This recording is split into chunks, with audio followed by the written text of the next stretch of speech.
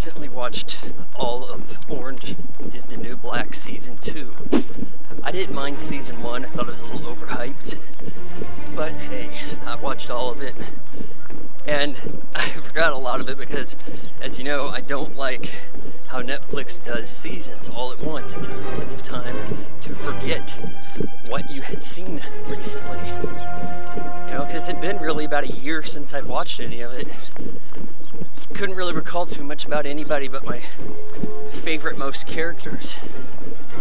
So anyhow, Season 2 is quite the letdown. Early on, the humor is certainly going for the toilet jokes. A lot of gross out comedy, especially in the first 2 episodes or so. Alright, watch out, we got some geese here. Oh shit, that's a big one. Okay, so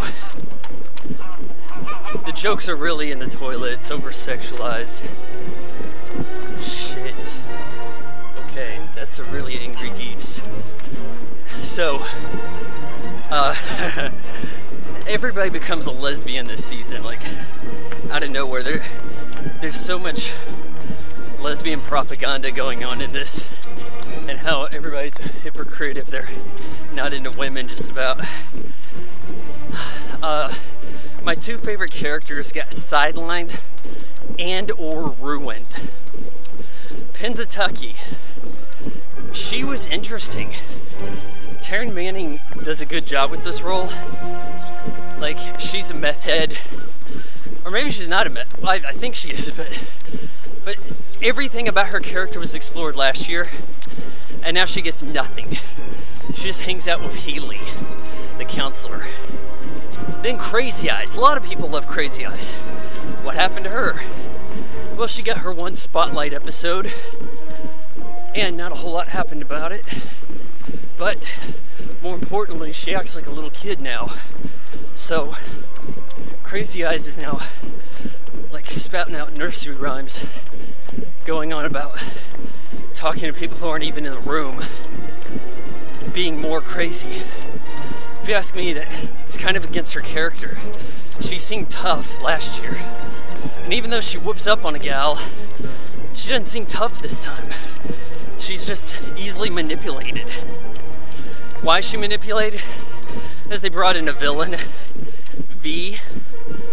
This was disappointing as hell, because well, we're not spending too goddamn much time with Piper, the worst protagonist in history. We're chilling with V.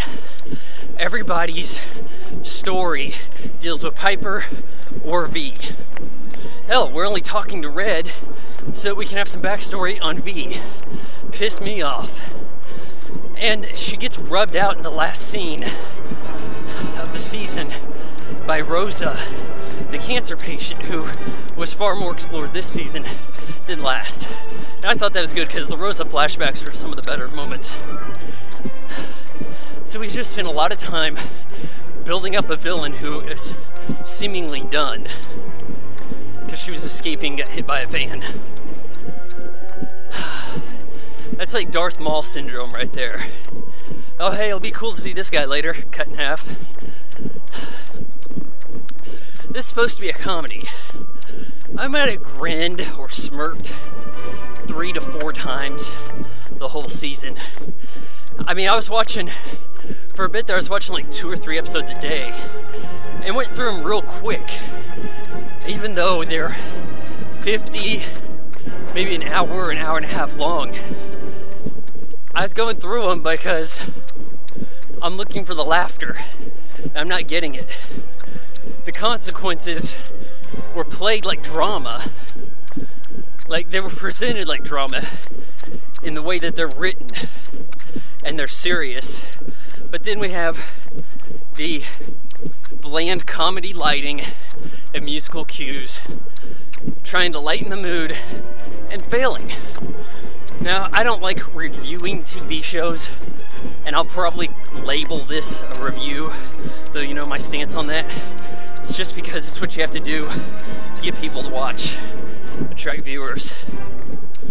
But for what it is, I'm gonna give this not so much of a recommend, fellas. Yeah, I know the women are crazy about, oh, we get to see women's issues in prison. No, you get to follow around a protagonist who should know better than to fall for this Alex Voss who keeps backstabbing her. Christ's sake, she's a selfish bitch. And I don't even like the actress we have to look at most of the time.